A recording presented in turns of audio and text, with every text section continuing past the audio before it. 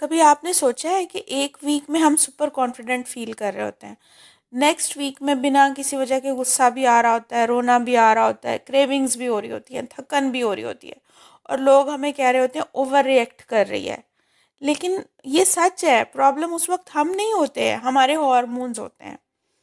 हर female की body के अंदर एक इनविजिबल कैलेंडर चलता है। ये कैलेंडर डिसाइड करता है कि आज हमने मोटिवेशनल रहना है या लेज़ी रहना है, स्किन ग्लो करेगी या एक्नी होगी, डाइट फॉलो करनी है या क्रेविंग से आज हमने दिल भरना है। अगर हम इस कैलेंडर को इग्नोर करके खुद को ब्लेम करते रहेंगे ना, और दुनिया को अपने पर ब्लेम करने देंगे, तो फिर हमारा कुछ नहीं हो सकता। आज मैं आपको बहुत सिंपल, रियल और जजमेंट फ्री वे में समझाऊंगी कि मंथली हॉर्मोन्स को आपने समझना कैसे है, और अपनी पूरी बॉडी के साथ आपने फाइट नहीं करनी है, अपने हॉर्मोन्स के साथ फ्रेंडशिप करनी है। ठीक है। सबसे पहला फेज़ आता है मेंस्ट्रुअल फेज़, यानी कि पीरियड्स के दिन। ये वो दिन होते हैं जब एनर्जी बिल्कुल लो होती है, दिल नहीं करता होता उस वक्त किसी से बात करने का, बॉडी बस एक ही चीज़ चाह रही होती है, वो होती है रेस्ट। हम उसमें क्या करते हैं, क्या सोचते हैं, मैं वीक हूँ, मैं कुछ नहीं कर पा रही, सब मैनेज नहीं हो रहा मेरे से, मैं कुछ हूँ ही नहीं, मैं क्यों ऐसे हूँ, मेरे से कुछ भी नहीं हो रहा। मेंस्ट्रुअल फेज में बेसिकली हमारा सिस्टम रीस्टार्ट हो रहा होता है। ठीक है। तो ईस्ट्रोजन और प्रोजेस्टेरोन दोनों लो होते हैं, मतलब मूड भी हमारा लो होगा, एनर्जी भी लो होगी।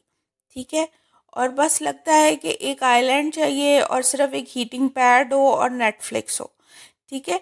ये बॉडी का डिटॉक्स मोड होता है, आपने इसमें रेस्ट करना है, पानी पीना है, सेल्फ लव का बटन अपना ऑन रखना है।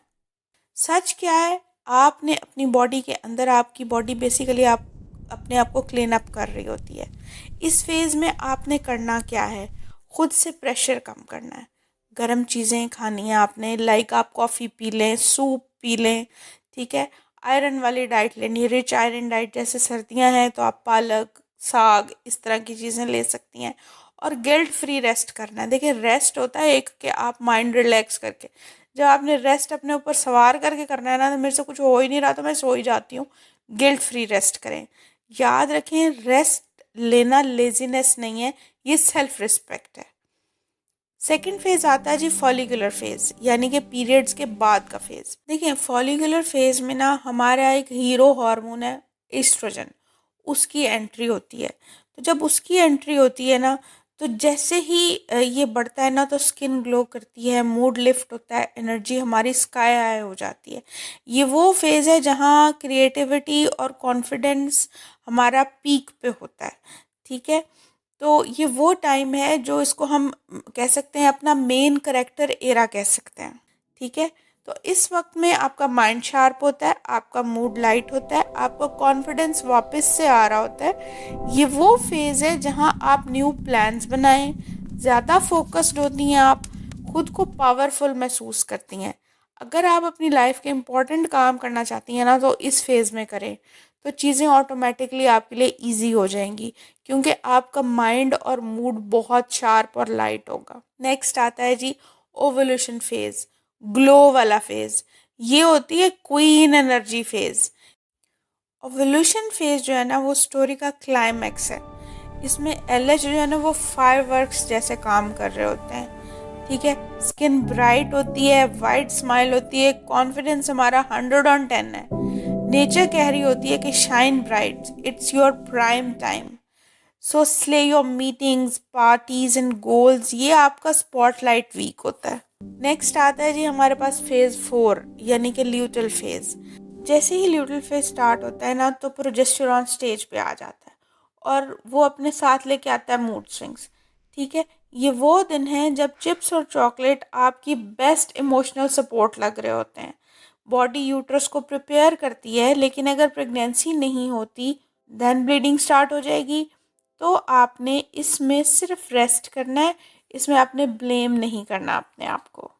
इस वक्त जो है ना, वो मूड स्विंग्स आपके बिल्कुल टॉप पे होंगे, क्रेविंग्स टॉप पे होंगी, ब्लोटिंग होगी, एनजाइटी होगी, छोटी छोटी बात पे गुस्सा आएगा। इवन दरवाज़ा खुलेगा तो उसकी आवाज़ पे गुस्सा आना शुरू हो जाएगा। कोई आपके साथ बैठ के खाना ज़ोर से चबा रहा होगा, आपको उस पर गुस्सा आएगा। कोई कदमों की चाप किसी की ज़्यादा होगी उस पर गुस्सा आएगा, बाहर गली में बिल्ली की आवाज़ आएगी आपको उस पर गुस्सा आएगा। ठीक है, तो उस वक्त जो है ना आपको सोसाइटी अगर कोई जज करता है ना तो कहते हैं यार कितने ड्रामे कर रही है, कितनी इरिटेट हो रही है, क्या मसला है तुम्हारे साथ, क्या मसला है।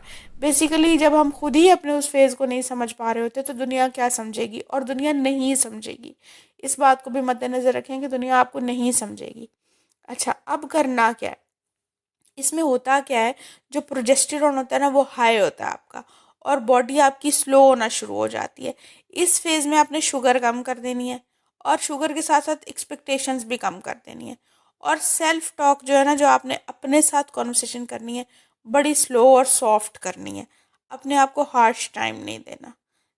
जिस दिन आप अपनी साइकिल को समझ जाएंगी ना, उस दिन आपका वेट लॉस ईजी हो जाएगा, आपका मूड ईजी हो जाएगा, आपका सेल्फ हेट ख़त्म हो जाएगा।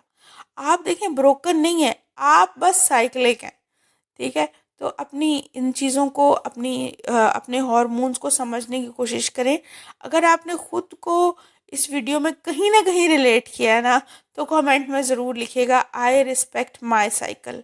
और इस वीडियो को एंड तक देखें और हर स्ट्रॉन्ग वुमेन के साथ शेयर करें जिनको आपने अपने हॉर्मोन्स से लड़ते हुए देखा है। अपना ख्याल रखिएगा, मिलते हैं नेक्स्ट वीडियो में। अल्लाह हाफिज़।